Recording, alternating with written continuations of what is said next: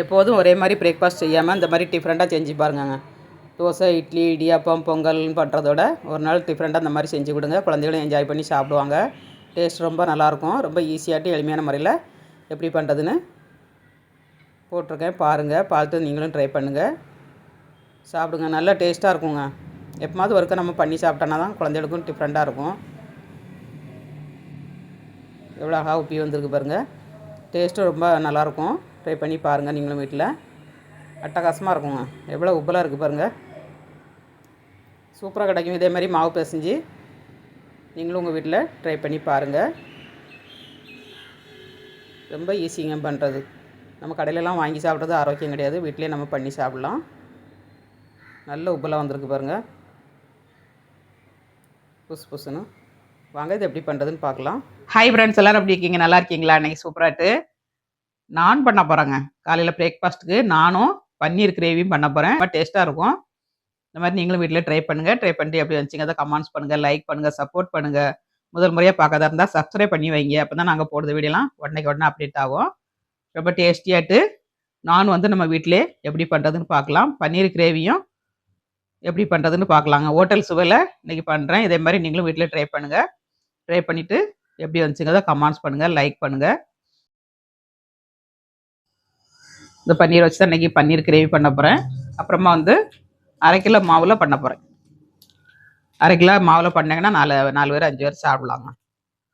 அது அளவுக்கு இருக்கும் நமக்கு. இதை வச்சு நம்ம எப்படி பண்ணுறதுன்னு பார்க்கலாம். உங்களுக்கு எந்த அளவுக்கு தேவையோ அதுக்கு தகுந்தபடி எடுத்துக்கோங்க. பன்னீரும் 4 பேர் 5 பேர் சாப்பிட்லாங்க. அந்த அளவுக்கு டேஸ்டியாகிட்டு பண்ண போகிறேன். இன்னும் 2 சேர்த்து பண்ணுறதுனால வீடியோ கொஞ்சம் லெந்தாக இருக்குங்க. கொஞ்சம் அட்ஜஸ்ட் பண்ணி பாருங்கள். இப்போ மாவு பிசைஞ்சு எடுத்துக்கலாம். நம்ம மாவு நீங்கள் எந்த பிராண்ட் வேணாலும் எடுத்துக்கோங்க. இந்த மைதா மாவில் பண்ணால் தான் நல்லாயிருக்கும். நம்ம எப்பமாச்சும் பண்ணி சாப்பிட போகிறோங்க. அடிக்கடி சாப்பிட மாட்டோம். வீட்டில் பண்ணுறதுனால என்றைக்காச்சும் ஒரு நாள் தான் பண்ணுவோம். அதனால் மைதா மாவு சேர்க்குறதுனால தப்பு இல்லை. அடிக்கடி சாப்பிடக்கூடாதுங்க. சிலவங்க டெய்லி புரோட்டா இல்லாமல் இருக்க மாட்டாங்க. அந்த மாதிரிலாம் இருக்கக்கூடாது. எப்பமாச்சும் ஒருக்கா நம்ம வீட்டில் பண்ணி ஆரோக்கியமாக பண்ணி சாப்பிடணுங்க. சீனி 1 ஸ்பூன் தயிரில் ஆட் பண்ணிடலாங்க. இல்லை ஆட் பண்ணி நம்ம மிக்ஸ் பண்ணி பண்ணணுங்க. தயிரில் இந்த மாதிரி சீனியை போட்டு நல்லா மிக்ஸ் பண்ணிக்கோங்க. அப்போ தான் நல்லா கரையும்.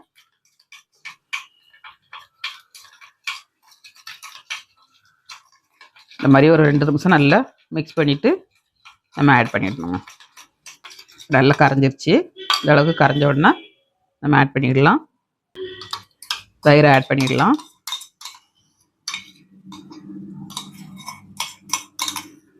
தயிரை ஆட் பண்ணியாச்சு. சோடாங்க ஒரு 1/2 டீஸ்பூன் பேக்கிங் சோடா ஆட் பண்ணியிருக்கேன். உப்பு மாவுக்கு தகுந்தபடி உப்பு எடுத்துக்கோங்க. அப்புறமா நம்ம தண்ணி விட்டு பிசைஞ்சு எடுத்துக்கலாம். தயிர் எடுத்த கப்பில் நம்ம தண்ணி எடுத்துக்கலாங்க.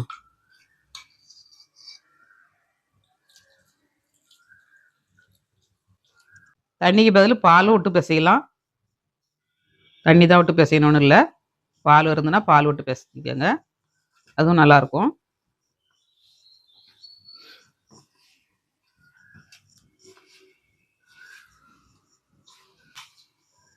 கொஞ்சம் இலக்கமாக பிசையணுங்க. சப்பாத்தி மாவு மாதிரி இல்லாமல் கொஞ்சமாக இலக்கமாக பிசைஞ்சிடணும். ஈஸ்ட்டு போடாமல் கொஞ்சோண்டு பேக்கிங் சோடா போடுங்க. சிலவங்களுக்கு ஈஸ்ட்டு பிடிக்கும்னா கொஞ்சோண்டு ஈஸ்ட்டு ஆட் பண்ணிக்கோங்க. 1/2 ஸ்பூன். நிறைய பேர் நான் பண்ணுறது கஷ்டம்ட்டு வீட்டில் பண்ண மாட்டாங்கங்க. ரொம்ப ஈஸி பண்ணுறது. ட்ரை பண்ணுங்க வீட்டில். இப்போ நல்லா மிக்ஸ் பண்ணியாச்சு. இப்போ லாஸ்ட்டில் இதில் கொஞ்சமாக நெய் ஆட் பண்ணணுங்க. நெய் ஆட் பண்ணிங்கன்னா டேஸ்ட் ரொம்ப நல்லாயிருக்கும்.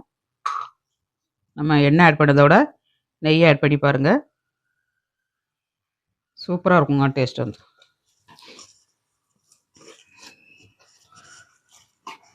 நெய் ஒரு 2 ஸ்பூன் ஊற்றிக்கோங்க.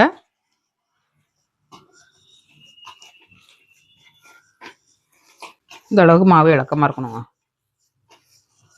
கொஞ்சம் நல்லா சாஃப்டாக பிசைஞ்சிட்டு ஒரு 2 ஹவர் ஊற வச்சுக்கோங்க. டைம் கிடச்சிச்சின்னா இல்லாட்டா கண்டிப்பாக 1 ஹவராவது ஊற வைக்கணும். அப்போ தான் மாவு வந்து நல்லா செட் ஆகி வரும். நானும் வந்து டேஸ்ட் கொடுக்குங்க. ஃபஸ்ட்டு மாவை பிசைஞ்சிட்டு நம்ம கிரேவி பண்ண ஸ்டார்ட் பண்ணோன்னா அதுக்குள்ளே நமக்கு ஊறிடும் மாவு வந்து. ஃபஸ்ட்டு எந்திரிச்ச உடனே மாவை பிசைஞ்சு வச்சுக்கணுங்க. பிசைஞ்சாச்சு, நம்ம மூடி வச்சுக்கலாம். நல்லா பிசைஞ்சாச்சு, நம்ம மூடி வச்சுக்கலாம்.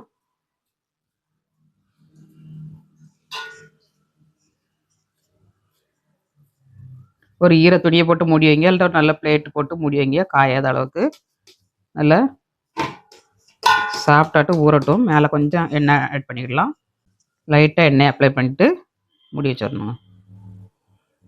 இங்கே நெய்க்கு பதில் எண்ணெயும் ஆட் பண்ணி பிசையலாம். மாவு வந்து நெய் தான் ஆட் பண்ணணும்னு இல்லை, நெய் ஆட் பண்ணினா கொஞ்சம் டேஸ்ட்டாக இருக்குங்க, மணமும் இருக்கும், டேஸ்ட்டும் இருக்கும். அதனால் கொஞ்சம் மட்டும் நெய் ஆட் பண்ணிக்கோங்க. மூடி வச்சுக்கலாம். 2 மணி நேரம் ஊறட்டும். நம்ம அதுக்குள்ளே கிரேவி ரெடி பண்ணிடலாங்க. இப்போ பன்னீர் கிரேவிக்கு வந்து நம்ம பன்னீரை ஊற வச்சுக்கலாங்க. இதுக்கு ஒரு மசாலா போட்டு நம்ம ஊற வச்சோம்னா டேஸ்ட் ரொம்ப நல்லாயிருக்கும்.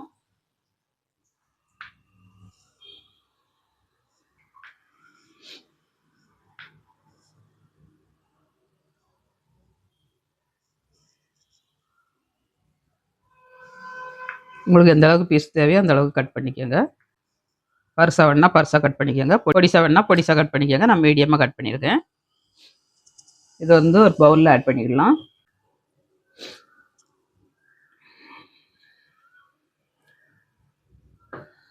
இதில் தேவையான பொருட்கள் ஆட் பண்ணிக்கலாம். கொஞ்சமாக மஞ்சள்தூள், அப்புறமா கொஞ்சமாக வரமிளகாத்தூள். காரம்லாம் நல்லா உரைச்சிச்சின்னா டேஸ்ட் நல்லாயிருக்கும் கிரேவி சாப்பிடும்போது. அப்புறமா கொஞ்சம் மட்டும் கார்ன்ஃப்ளவர் போட்டுக்கோங்க, இந்த மசாலா வந்து உருந்து போகாதுங்க. இப்போ கொஞ்சமாக உப்பு ஆட் பண்ணிக்கிடலாம் பன்னீர் தந்தோடி. நல்லா மிக்ஸ் பண்ணிடலாம்.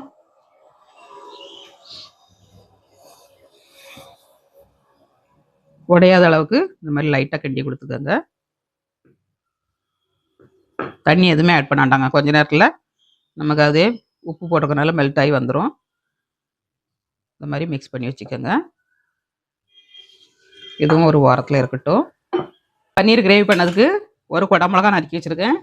2 வெங்காயத்தை இந்த மாதிரி ஸ்லைஸாக கட் பண்ணி எடுத்துக்கோங்க. இதை கிரேவியில் போட்டேன்னா ரொம்ப நல்லாயிருக்கும் நானுக்கு. அப்புறமா சின்னதாட்டு தாளசம் பண்ணதுக்கு கட் பண்ணி வச்சுருக்காங்க. தக்காளி 2 தக்காளி நம்ம அரைச்சி வச்சுருக்கோம். இதெல்லாம் வச்சு தான் இன்றைக்கி பண்ண போகிறேன். இப்போ கடாய் அடுப்பில் வச்சுக்கலாம். இப்போ கடாய் வந்து ஹீட் ஆயிடுச்சு, நம்ம எண்ணெய் ஆட் பண்ணிக்கலாம். எண்ணெய் வந்து கொஞ்சம் தாராளமாக ஆட் பண்ணிக்கோங்க.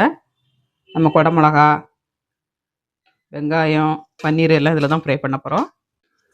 ஃபஸ்ட்டு வந்து நம்ம வதக்கிக்கலாம்.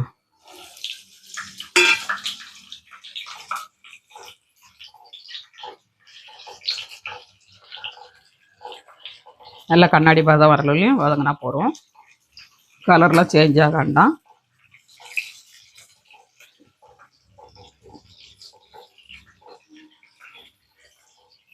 சாப்பிடும்போது ரொம்ப நல்லாயிருக்குங்க டேஸ்ட் வந்து பன்னீர் கிரேவி.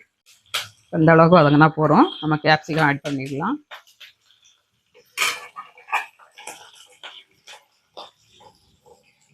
ரெண்டுமே நல்ல பச்சை வடை போக வதங்கிருச்சு, நம்ம எடுத்துக்கலாம்.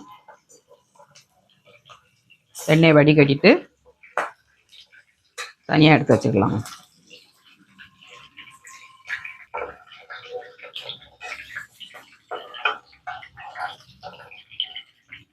வதக்கி எடுத்தாச்சு. இப்போ பன்னீரை நம்ம ஆட் பண்ணிக்கலாம். பன்னீர் நல்லா ஊறிடுச்சுங்க, 1/2 hour ஆயிடுச்சு.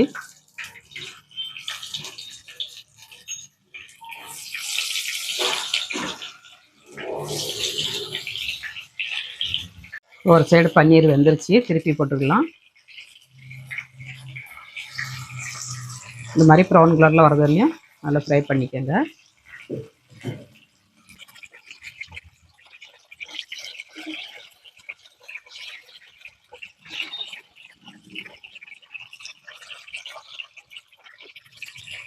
எல்லாத்தையும் இந்த மாதிரி திருப்பி போட்டுக்கோங்க. பன்னீர் வந்து வெந்துருச்சுங்க, நம்ம எடுத்துக்கலாம். மசாலா ஒரு துளி கூட உதிரில் பாருங்க. நம்ம கார்ன்ஃப்ளவர் போட்டோன்னா உருதாமல் கிடச்சிருக்கு.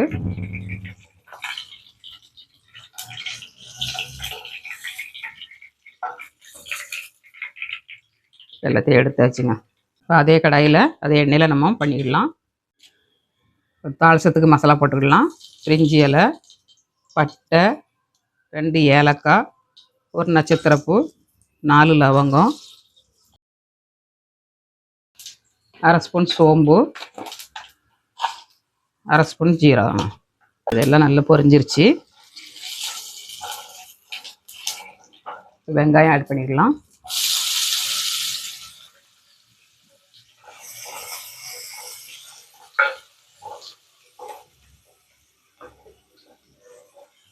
வெங்காயம் நல்லா வதங்கணுங்க. வெங்காயம் வதங்கிறதுக்கு கொஞ்சம் உப்பு ஆட் பண்ணிடலாம். 1/2 ஸ்பூன் உப்பு ஆட் பண்ணியிருக்கேன், கல் உப்பு. நல்லா கொஞ்சம் வதங்கட்டும். இப்போ வெங்காயம் நல்லா சிவக்க வதங்கிருச்சுங்க. இப்போ இஞ்சி பூண்டு பேஸ்ட் போட்டுக்கலாம். 2 ஸ்பூன் இஞ்சி பூண்டு பேஸ்ட் ஆட் பண்ணிக்கோங்க.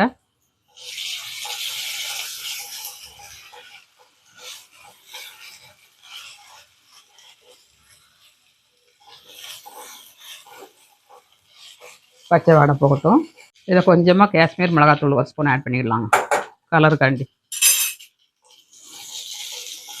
இஞ்சி பூண்டு பேஸ்ட்டோடு போட்டு ஃப்ரை பண்ணிக்கோங்க. நம்ம காரத்துக்கு வரமல்லி தூளோடு ஆட் பண்ணிடலாம். இது வந்து நல்ல கலர் கொடுக்குங்க, அதனால் கொஞ்சம் ஃப்ரை பண்ணும்போது போட்டுக்கோங்க. ஒரு நிமிஷம் 2 நிமிஷம் ஃப்ரை ஆனால் போகிறோம். இப்போ நம்ம தக்காளி ஆட் பண்ணிடலாம். 2 தக்காளிங்க, மீடியம் சைஸ் தக்காளி 2 தக்காளி ஆட் பண்ணியிருக்கேன். தக்காளியோட பச்சை வாடையும் போகணும், நல்லா ஃப்ரை பண்ணிடலாம்.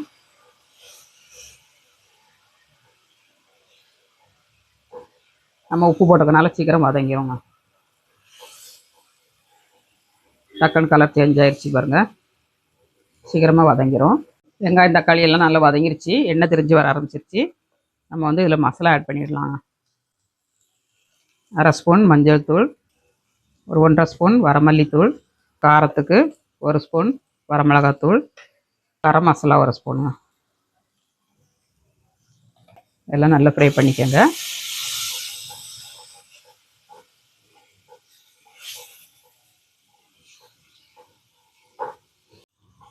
இப்போ மசாலாவோட பச்சை வடைலாம் போயிடுச்சு. நம்ம தக்காளி அரைச்ச மிக்ஸி சாரை கொஞ்சம் அலம்பி தண்ணி ஊற்றிடலாங்க.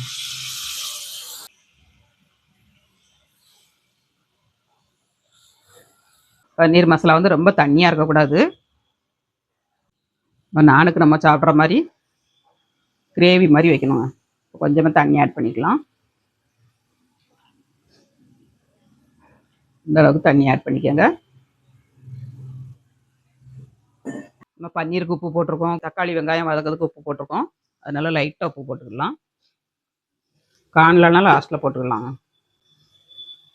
கொஞ்சமாக போட்டிருக்கேன். இது நல்லா கொதிக்கிட்டோம், மூடி வச்சுக்கலாங்க. இந்த மாதிரி மூடி வச்சுக்கோங்க, கொஞ்ச நேரம் கொதிக்கிட்டோம். கிரேவி நல்லா கொதிச்சிருச்சுங்க.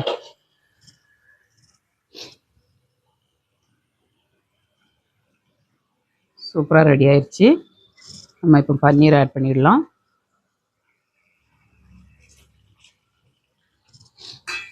அதே மாதிரி நம்ம வறுத்து வச்சுருக்க குடை மிளகாவும் பச்சை மிளகாவும் ஆட் பண்ணிடலாங்க.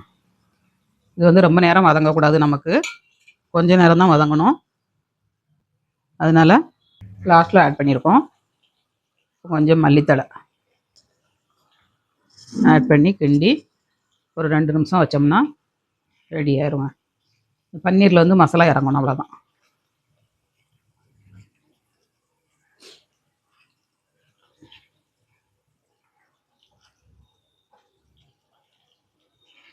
சூப்பரான பன்னீர் டிக்கா மசாலா ரெடிங்க. இப்போ மூடி வச்சுக்கலாம்.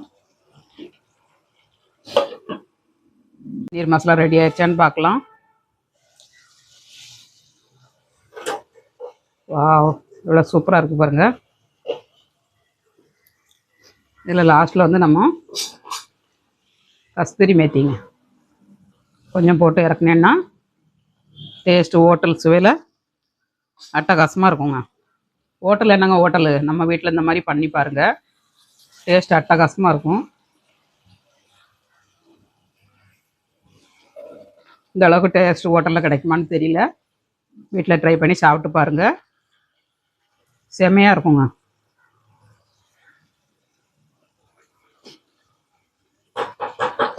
நம்ம அடுப்பை ஆஃப் பண்ணிடலாம். ஆஃப் பண்ணியாச்சுங்க. அருமையான சுவையில் பன்னீர் மசாலா கிரேவி ரெடிங்க. நானுக்கு பொருத்தமான கிரேவினா பன்னீர் கிரேவி தாங்க. நான் போடலாம்.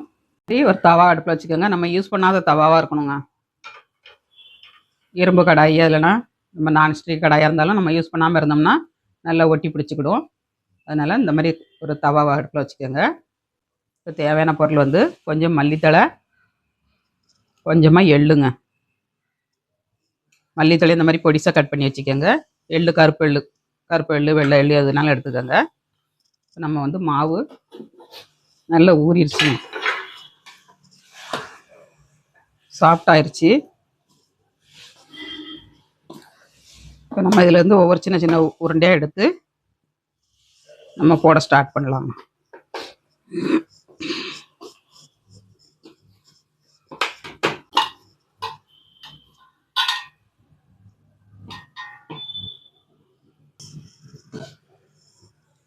கொஞ்சமாக எண்ணெய் ஆட் பண்ணிடலாம். இன்னும் கையில் ஒட்டாது. இந்த மாதிரி சின்ன சின்ன பால்ஸாக எடுத்துக்கணுங்க. எடுத்துகிட்டு நம்ம நீட்டை சைஸில் தேய்க்கணும். எப்படி தேய்க்கிறேன்னு பாருங்கள். இங்கே மாவில் போட்டு பெரட்டி பண்ணணுன்னா இந்த மாதிரி பெரட்டிக்கோங்க. ரொம்ப உங்களுக்கு ஒட்டுச்சு வரமாட்டேங்க அப்படின்னா இந்த மாதிரி மாவில் போட்டு பெரட்டிக்கோங்க. பெரட்டிட்டு நம்ம தேய்ச்சி எடுத்துக்கணும்.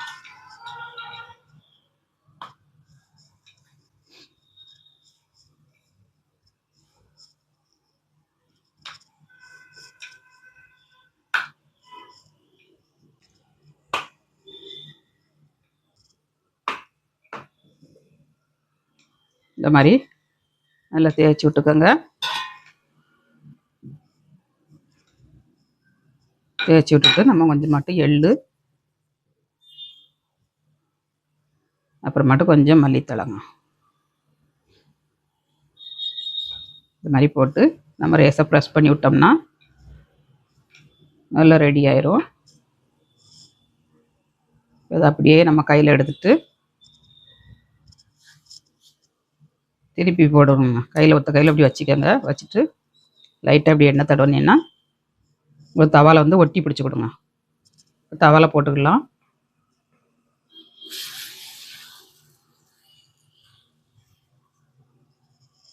இந்த மாதிரி தவாவில் போட்டுக்கோங்க. இந்த மாதிரி ஓரத்துலலாம் பபிள்ஸாக வருது பாருங்கள். இந்த மாதிரி வந்துச்சுன்னா உங்களுக்கு சூப்பராக வந்துட்டுச்சு அர்த்தங்க. நல்ல உப்பலாகவும் வரும்.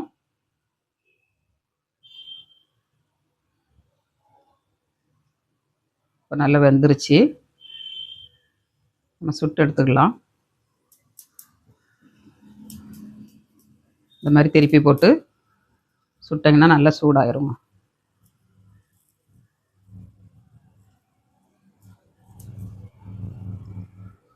பாருங்க,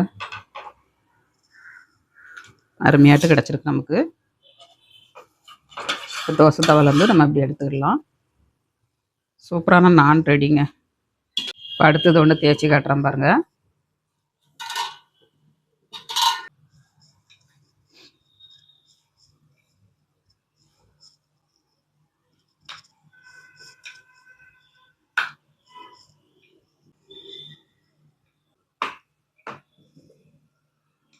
இந்த மாதிரி நல்லா தேய்ச்சி விட்டுக்கோங்க. தேய்ச்சி விட்டுட்டு நம்ம கொஞ்சம் மட்டும் எள்ளு,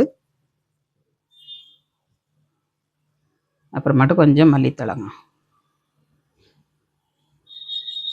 இந்த மாதிரி போட்டு நம்ம ரேஸை ப்ரெஸ் பண்ணி விட்டோம்னா நல்லா ரெடி ஆயிரும். இதை அப்படியே நம்ம கையில் எடுத்துகிட்டு திருப்பி போடணுங்க. கையில் ஒத்த கையில் அப்படி வச்சுக்கோங்க. வச்சுட்டு லைட்டாக அப்படி எண்ணெய் தடவினீங்கன்னா ஒரு தவாவில் வந்து ஒட்டி பிடிச்சி கொடுங்க. தவாவில் போட்டுக்கலாம். இந்த மாதிரி தவாவில் போட்டுக்கோங்க. நல்லா உப்பி வர ஆரம்பிச்சிருச்சு பாருங்க. இந்த மாதிரி உப்பணுங்க. ஓரத்துலலாம் நல்லா உப்பி வருது பாருங்கள். இங்கே பால் விட்டு பிசைஞ்சிங்கன்னா இதோட நல்ல உப்பி வருங்க. பால் உங்களுக்கு பிடிக்கும்னா பால் விட்டு பிசைஞ்சிக்கோங்க.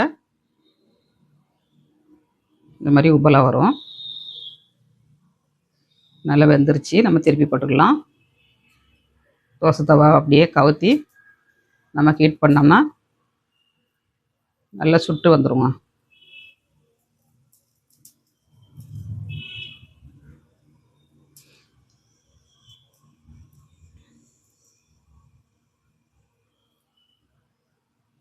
அருமையான சுவையில் ரெடி ஆயிடுச்சு. லாஸ்ட்டில் கொஞ்சம் நம்ம எண்ணெயாவது பற்றாது நெய்யாவது தடவினோம்னா அவ்வளோ ஒரு டேஸ்ட்டாக இருக்குங்க.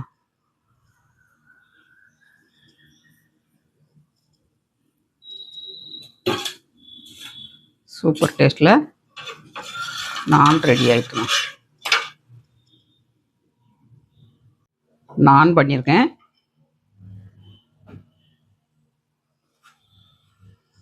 அப்புறமா பன்னீர் கிரேவியும் பண்ணியிருக்கேன். அட்டகாசமாட்டு சூப்பராகிட்டு காலைல பிரேக்ஃபாஸ்ட்டுக்கு நானும் பன்னீர் கிரேவியும் பண்ணியிருக்கேங்க. வாங்க சாப்பிடலாம். சூப்பராகிட்டு டேஸ்டியாட்டு எம்மியாட்டு நான் பண்ணியாச்சுங்க. அட்டகாசமாக இருக்கும். நல்லா சாஃப்டாகவும் இருக்கும். அப்புறமா பன்னீர் கிரேவிங்க.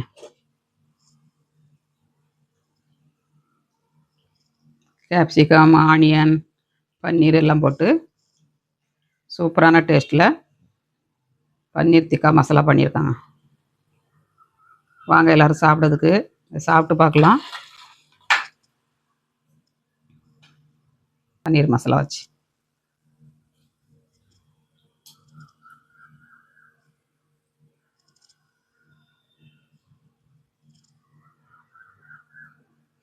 சூப்பராட்டு ரெடி பண்ணியாச்சுங்க. நான் எவ்வளோ சாஃப்டாக இருக்குது பாருங்கள். நல்லா சாஃப்டாக இருக்கும். பஞ்சு மாதிரி நல்லா சாஃப்டாக இருக்கும். நீங்களும் ட்ரை பண்ணுங்கள் இந்த மாதிரி வீட்டில். சாப்பிட்டு பார்க்கலாங்க டேஸ்ட் எப்படி இருக்குன்னு.